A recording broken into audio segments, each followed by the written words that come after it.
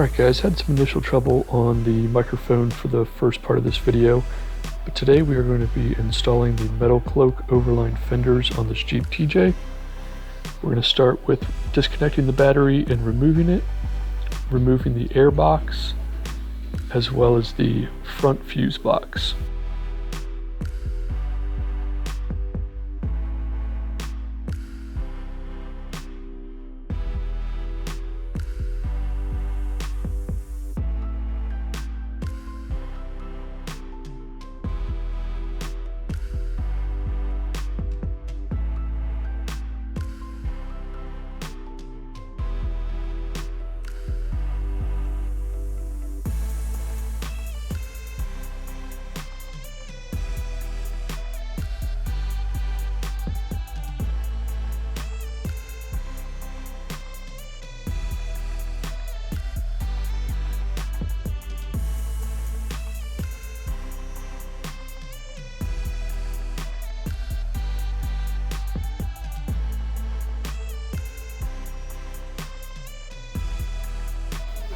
Alright guys, this is a little tool just for prying off little Christmas tree plastic clips. We're going to use this to take the harness off the fender. One of the next steps is going to be removing the actual fender. So to make life to get bolts easier, I'm going to pull our battery tray off using 4 13mm head bolts.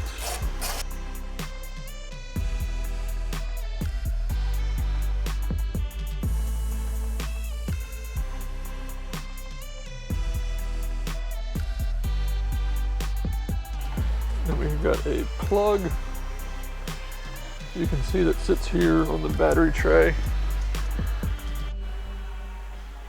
Now we've got 4 bolts on the inside of the fender that just kind of line on the inside there. We're going to get those removed.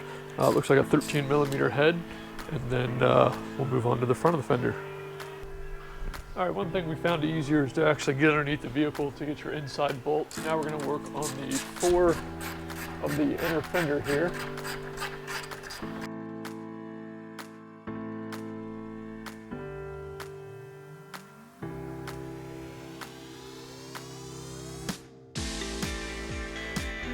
All right, we've got 3 bolts that hold the fender to the grill, as well as 3 more on the fender support back here. So we are going to start removing all of them.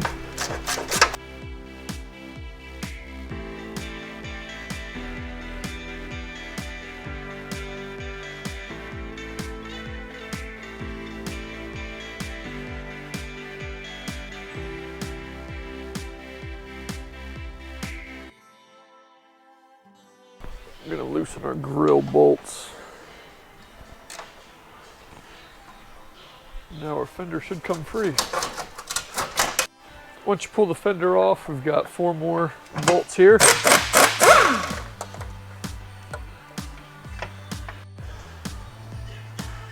Alright guys, what we've done is taken the hardware bag that is supplied by Metal Cloak, emptied that out, and just separated everything as far as washer size, nut size, bolt size, small guys, medium guys, big guys.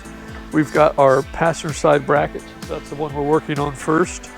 And we're going to attach our vacuum pump. All right, to attach the vacuum pump, you are going to need a 3/32 Allen key. And we are going to use the small bolts. Since this sits flush on the back, we're going to take our Allen washer, followed by one of the nuts.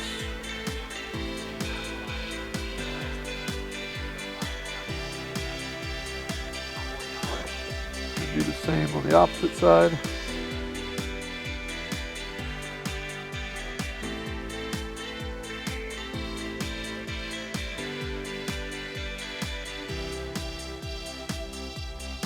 Next thing we're going to do is pull all of the clips off of our factory bracket here.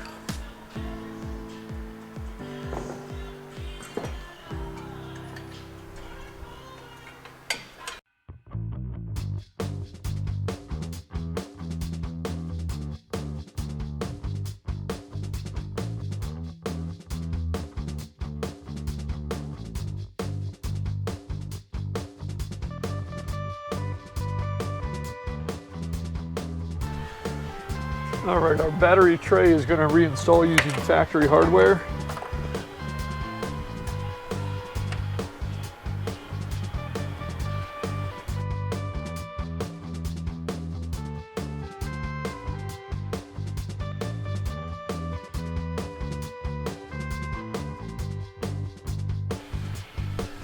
All right, the next step is going to be installing the inner fender. I've gone ahead and painted mine just because I didn't want the raw aluminum look. But we're going to start with 2 bolts, I believe, on the grill side first. All of these are going to be installed loose to begin with.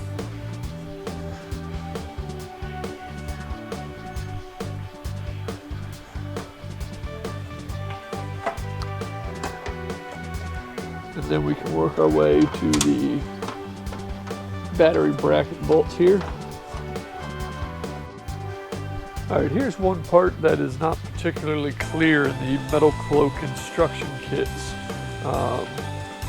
We actually are not supposed to be installing these 4 bolts yet. They say to install the 2 insides, but then looking at some of the pictures they have, it looks as though they have not used the retaining clips that we just installed previously. It looks as though they're using the stainless Allen bolts that are going to sit on the inside and hold those fenders. So what I'm going to go ahead and do at this time is remove the clips that we installed, and we are going to use the Allen bolts.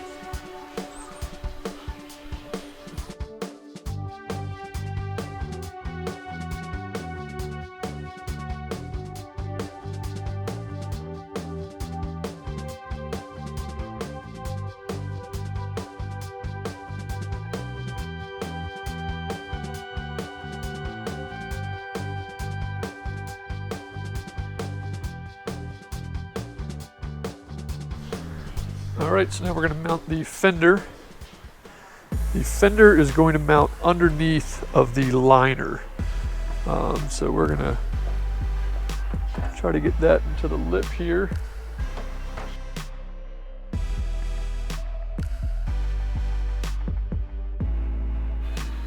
So we've got the fender and inner fender started to install. What we're going to do is line up all the supplied stainless hardware to attach the inner.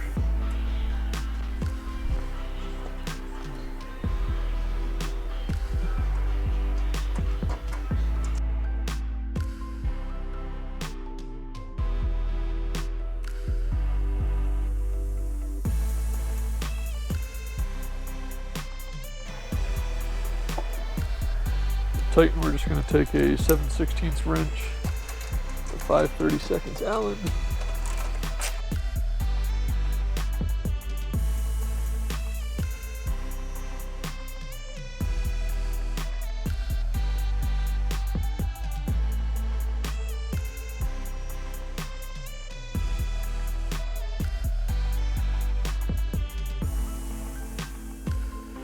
All right, guys, same thing again, removing inner fender bolts.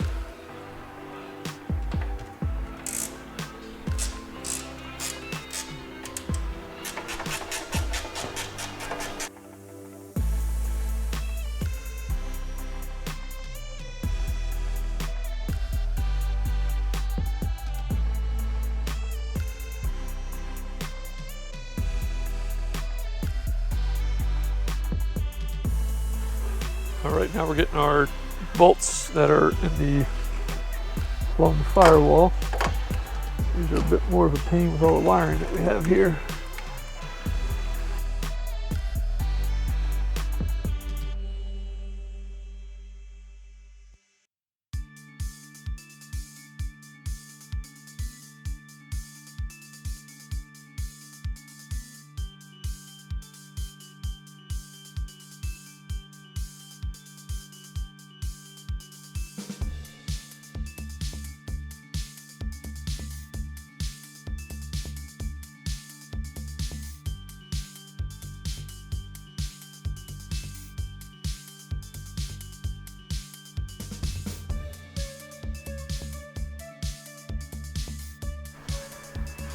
All right, so we've got the inner fender in, same thing.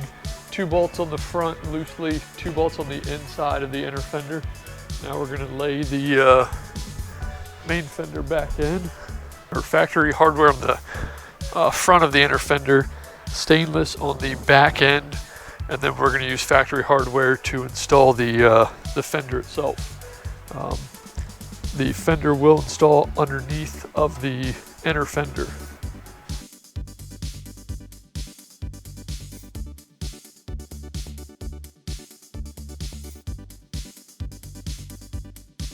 On this, we had to bend this bracket sideways, this up and sideways for your cruise control there. Let's see if I got enough to mount it.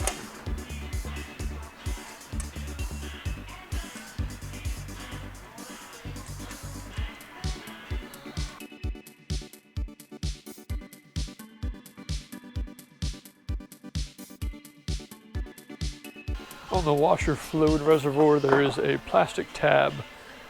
This tab right here that I have black is going to need to be removed. Just taking a simple pair of dikes. That'll remove that.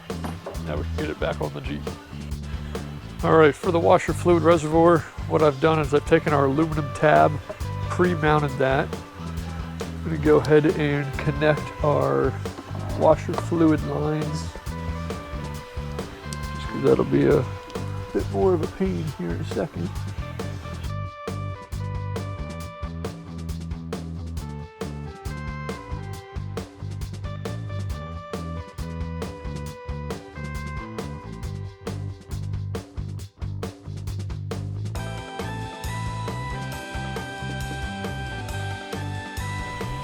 And our horn is going to mount right next to our washer fluid reservoir.